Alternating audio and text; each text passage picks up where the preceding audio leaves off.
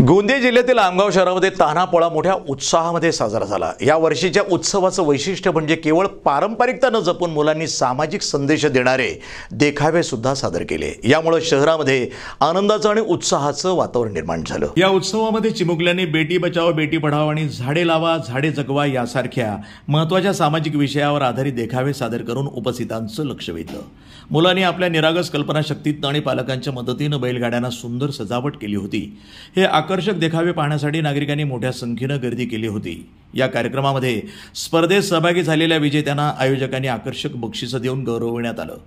ढोल ताशांच्या गजरामध्ये निघालेल्या या मिरवणुकीनं आमगाव शहरामध्ये खऱ्या अर्थानं सणासुदीचे वातावरण निर्माण झाले।